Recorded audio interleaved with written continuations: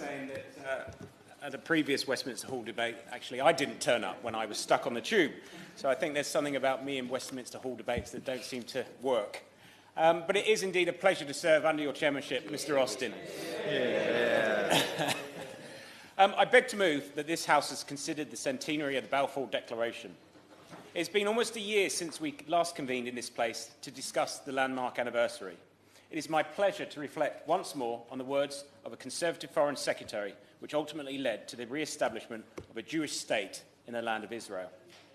In his letter dated the 2nd of November 1917, Foreign Secretary Balfour informed Lord Rothschild, a leader member of the UK's Jewish community, that, and I quote, His Majesty's government view with favour the establishment in Palestine of a national home for the Jewish people and will use their best endeavours to facilitate the achievement of this objective. Not in the middle of the quote, I won't. It being clearly understood that nothing shall be done which may prejudice the civil and religious rights of existing non-Jewish communities in Palestine or the rights and political status enjoyed by Jews in any other country. I give way.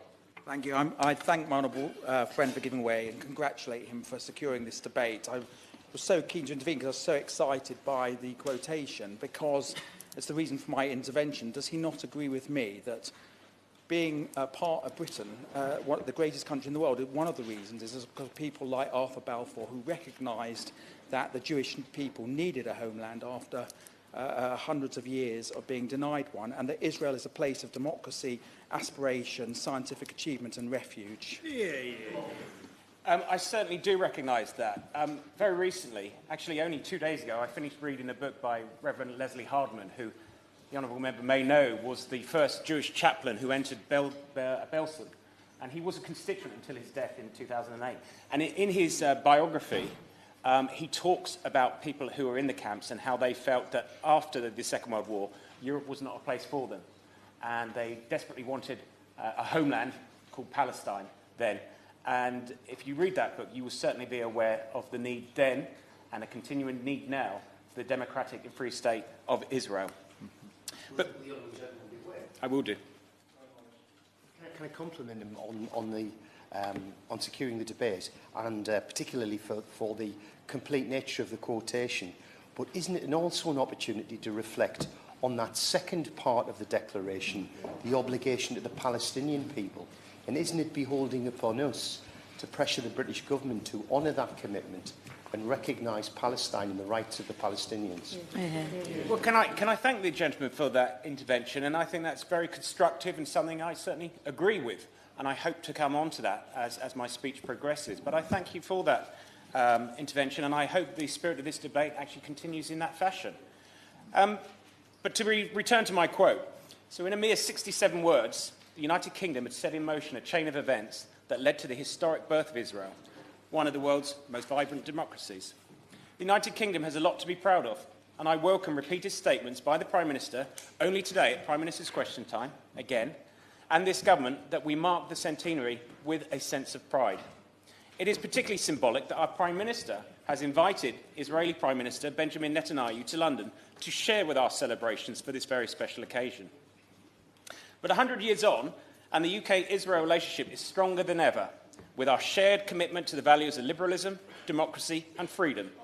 I'm very grateful. One of the things that struck me when he was reading out the quotation, and I think one of the reasons why we can have some pride, is it was a very balanced quotation, talking both about the rights of Jewish people to have a homeland, but also the rights of non-Jewish people. Does he agree with me that the right way to proceed, picking up the intervention from the honourable gentleman opposite, is for there to be direct talks between Israel and the Palestinians together to get to that two-state solution? And that's the only way that it's going to happen.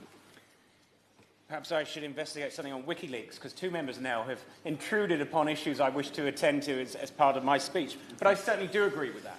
And I also agree that a peace process should involve both parties. They should not be absent from any talks. They should not be sought to engage when one party is absent from the other. I congratulate him on this debate. Isn't it also true that we won't get to a peaceful situation if people attend events, for example, where individuals hold signs or sing from Jordan to the sea, Palestine will be free.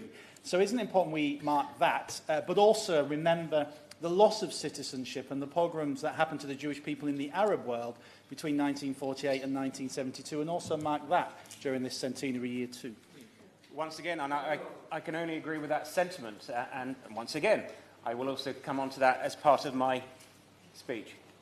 Thank you, honourable friend, for giving me. As someone who comes from a divided society and a place that has had its own conflict resolution problems and issues, and indeed successes, does he accept that one of the problems that Israel faces, one of the double problems that Israel faces, is not only internal divisions, but also the fact that it lives in a very bad neighbourhood, and that those problems add and accentuate its problems, and it's up to Israel's neighbours to help Israel also by acknowledging Israel's right to exist, and secondly, and ensuring that if we are to have a peace process, then people must accept the fundamental principle that they've got to stop killing and attacking Israelis. That's a very sensible contribution from the Honourable Member, and I'm grateful for that, particularly with his and his family's experience of troubles in Northern Ireland as well, so I thank him for that. Can I welcome you as well, Mr Gale, to the chair, and thank Mr Cosby as well. Wow. Doctor Who's in the chair? Regeneration. It certainly is a revolving chair this afternoon. But as I said, I was speaking about our relationship with Israel. And I feel it's much more to our deep bilateral relationship, more than just shared values. And it's one that benefits all of our peoples. Over the past 10 years, the value of our bilateral trade with Israel and Israel's bilateral trade with us has increased by over 60%. And last year it was worth a record £5.5 billion. I will do.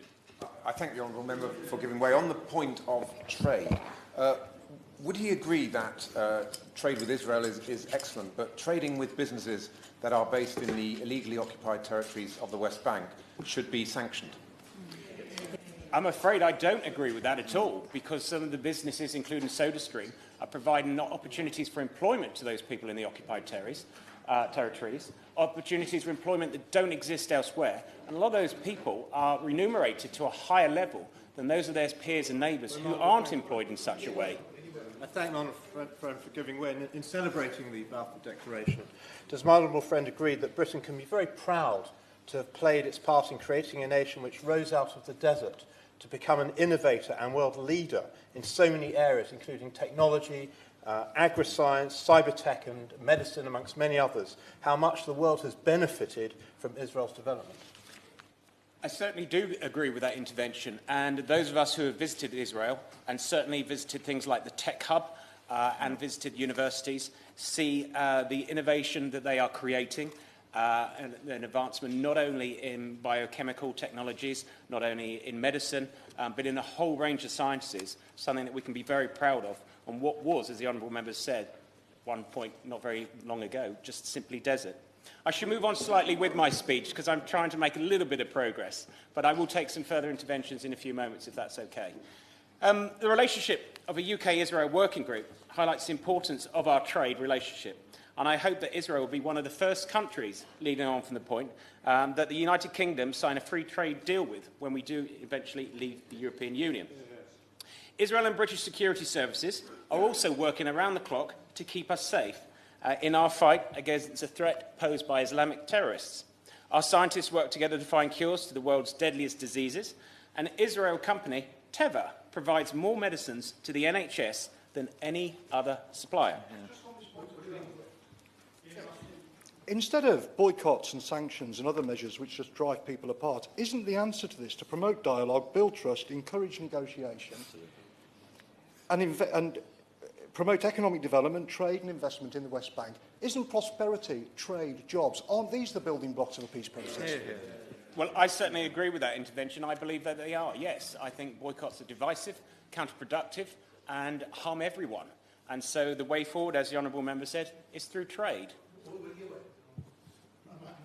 I find it quite the young gentleman to say that he supported trade with settlements which are illegal under international law, which is discouraged by his own government. To fulfil the second part of Balfour to non-Jewish communities, don't we need to follow international law, and don't we need to end the occupation? Well, we will certainly follow international law, but what we want to do is negotiate and work with people who do not wish to see the destruction of Israel. And Hamas is a leading proponent of that. And part of their foundation is that they do not want to see the state of Israel. So I certainly would not agree with negotiating or working with Hamas. We'll work with the Palestinian authorities and others who are actually seeking the best for the people there, rather than murdering their own people, as Hamas have done in the past. Thank the honourable member for giving way. Does the honourable member recognise that the reason for the occupation was Israel surviving the war of 1967, which was unleashed by Arab forces, and that the Khartoum Conference at the end of 1967 issued its declarations of no recognition and no peace? Isn't that the cause of the occupation? And does he not agree that the way to resolve it is by direct negotiations on the way to securing two states for two peoples, Palestine and Israel?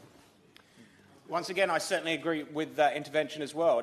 It's often forgotten, which I will come on to, the history of what happened in 1948 and indeed again in 1967, that Israel has not been the aggressor. It has been others who have decided that they want to attack Israel and who has decided that she wishes to defend herself. But isn't it worth remembering that the original UN partition plan of 1947 proposed a Palestinian state alongside Israel? And the great tragedy is that instead of allowing that to be established at the same time, 5 Arab countries chose to invade Israel on day one. They did. And the people that were harmed the most were those very people who fled the fighting. And many of those were people, Palestinians and others, who did reside in Israel and no longer do, which I will come on to. So there can be no doubt that Lord Balfour would have been proud of our unbreaking bond between the two countries of Israel and the United Kingdom that we share today. Since its inception, the State of Israel has stood as a bastion of freedom and democracy in a region where liberties cannot be taken for granted. By accepting the United Nations partition plan for Palestine in 1947 and absorbing up to 200,000 Arabs who remained in Israel after the War of Independence in 1948, the Jewish leadership upheld Balfour's principle of protecting the civil and religious rights of the existing non-Jewish population. Their descendants today make up Israel's 1.7 million strong Arab minority, forming over 20% of Israel's population. Today, there are 17 Arab members in the Knesset. Of 120, 17. That's an increase from 12 in the last parliament. Honourable friend, give way. I thank him for giving way, but will he acknowledge that the Balfour Declaration comes in 3 parts, not 2 parts? The first part is a national home for the Jewish people. The second part is protecting the civil and religious rights of Palestinians, but the third part is to protect the political status of Jews in any other country, and that's not what the Arabs have done. Once again, I do agree with that understanding of the declaration, but I will move on. Arabic is also Israel's official second language. I thought it was English, but it's not. And many of the road signs are both in Hebrew and in Arabic. And just like all Israelis, the Israeli Arab community has freedom to practice their faith. The Palestinians of today refer to Israel's War of Independence as the Nakba, meaning catastrophe, when an estimated 750,000 Arabs fled from the fighting. While there is much debate about their reasons for leaving, the Israeli Prime Minister, David Ben-Gurion, at the time, had called on all Arabs within Israel to stay and live as equal citizens in the Jewish state. While Israel protected those Arabs that remained, the neighbouring Arab nations refused to absorb the Palestinian refugees, instead confining them to refugees camps and denying them citizenship to this day. It's all too often overlooked that the Balfour's second condition... Will you accept that the reason a lot of Palestinian refugees and the descendants of Palestinian refugees do not have citizenship in any other countries is because they quite rightly consider themselves to be Palestinian, and they will not accept citizenship of any country other than their own? They're not being refused citizenship, they're declining to take it because they're holding out for their right to be citizens of their own homeland, just as we enjoy that right here. Hear, hear. Negotiate a two-state solution, then. No, I don't accept that at all. Anyway, Well, if I'm so sure the Honourable Lady, perhaps she could read the rest of my speech. But in the meantime, I should carry on. It's all too often overlooked the Balfour second... No, I won't. No, I won't. It's all too often overlooked the Balfour's second condition, that the rights and political status enjoyed by Jews in any other country must not be prejudiced, and was almost entirely ignored by neighbouring states. Over 800,000 Jews were expelled from countries in the Middle East and North Africa following the United Nations decision to partition Palestine in 1947. More than 200,000 found refuge in Europe and North America, while almost 600,000 were resettled successfully in Israel. These Jewish refugees were absorbed as citizens, and their contribution to society is being well known today. But while these Jewish refugees have been forgotten by the world, there have been over 170 UN resolutions on Palestinian refugees, and 13 United Nations agencies and organisations have been mandated or created to provide protection and relief for them. Today, Palestinian refugees are the only refugee population in the world whose status includes subsequent generations, with 5 million people defined as Palestinian refugees. To put this into context, the number of Palestinian refugees alive who were personally displaced in the 1948 War of Independence is estimated to be 30,000. It's only right that the UK uses this landmark moment to give fresh impetus to the stalled peace process and support the resumption of direct peace talks without any preconditions. This remains the only way to complete that vision for two states and two peoples. As the architects of the Balfour Declaration said, Britain retains a key role in this process. I applaud the government's principled stand at the Paris Peace Conference earlier this year, when they asserted that international conferences without the involved parties cannot achieve peace. Only direct talks between Israel and the Palestinians will result in a two-state solution that we all agree with. Just as the Jewish people have a legitimate claim to the land, so do the Palestinians. The Palestinians deserve a sovereign state of their own. A viable and thriving Palestinian state can offer much to the region. With the highest education rates in the Arab world and the potential for a seaport in Gaza trading with the world, a sovereign Palestinian state would have enormous potential. Living in peace alongside a safe and secure Israel, the two countries could be a dynamo for great growth in the area. I will. I thank the honourable friend for giving way and congratulate him on calling this debate. I had the opportunity to tour Ruabi in the West Bank in 2015. And do you agree with me? This gives us a glimpse of what a future Palestinian state could look like and aspire to. Yes, I do, and I've also had the opportunity to view Ruabi as well. And I have to say, it is not only a great example of what can be achieved, certainly with a peaceful coexistence with other parts of Israel, but it is a great opportunity for the very people who need that great assistance. So I very much agree with that. It is time that the Palestinians and their Arab brothers reverse the fateful decision in 1947 to reject the internationally endorsed partition plan. That was a historic mistake which began the cycle of violence which continues today. That is why the gradual warming of Israel's relations with its Arab neighbours is so especially encouraging, with shared concerns over Iran's hegemonic ambitions and destabilising influence. Israel is now working more closely with the likes of Egypt and Jordan, as well as countries that don't even have diplomatic relations with the Jewish state, including Saudi Arabia, the UAE and Kuwait. In recent months, there's been a regional push towards a peace process, and there has been talk of a revival of the 2002 Arab Peace Initiative.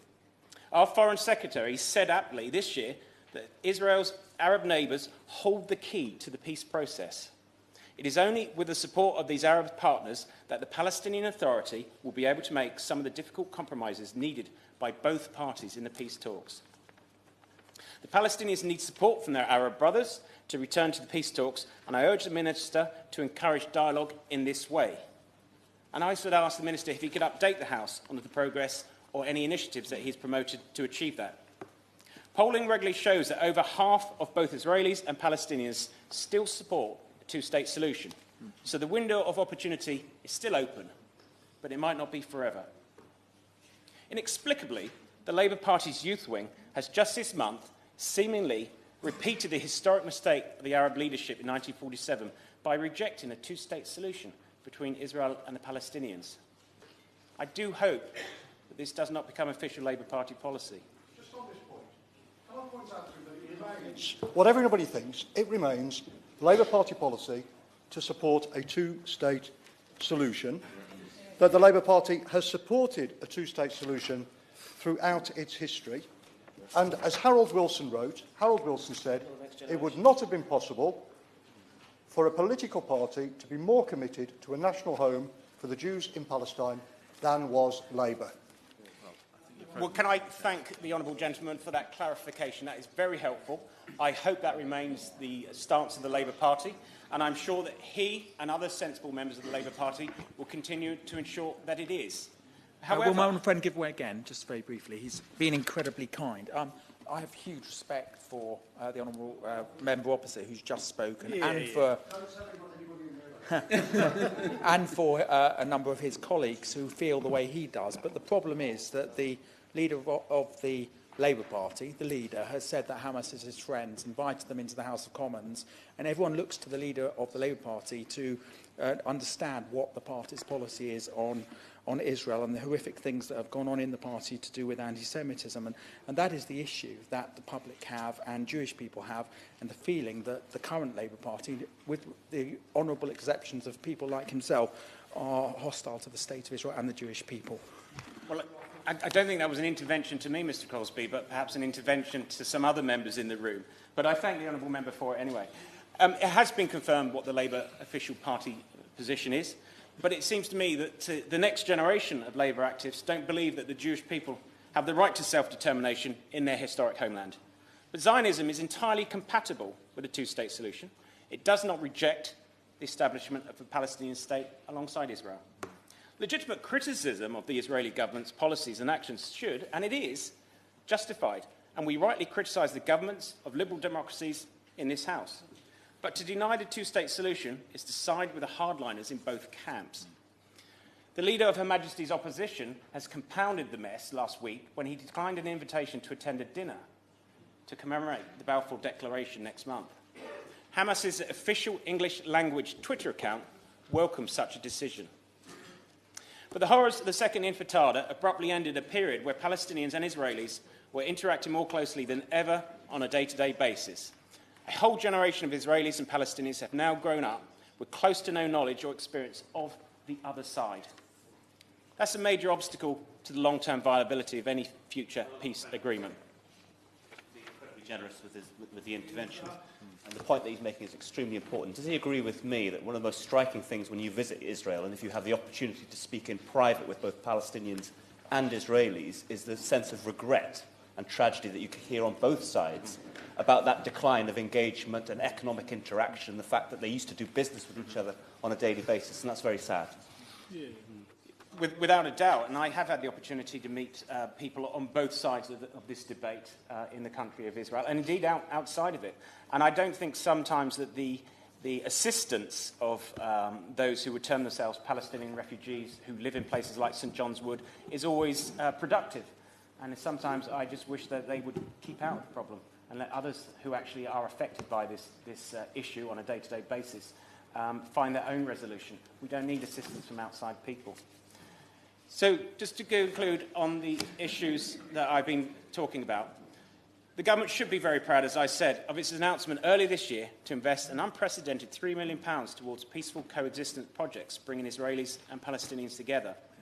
Having seen some of these projects myself, alongside honourable colleagues here, I have seen how they plant the seeds of peace and understanding, and it is hugely symbolic to have made this important contribution during this speech and to this year through this financial remuneration. But I could ask the Minister if he would actually seek more finances to go further, to achieve more good things in the country. But while a unified Palestinian leadership is an essential component in the successful outcome of any peace process, I have severe doubts about recent developments between Hamas and Fatah. Hamas is, and remains, a terror group committed to the destruction of Israel.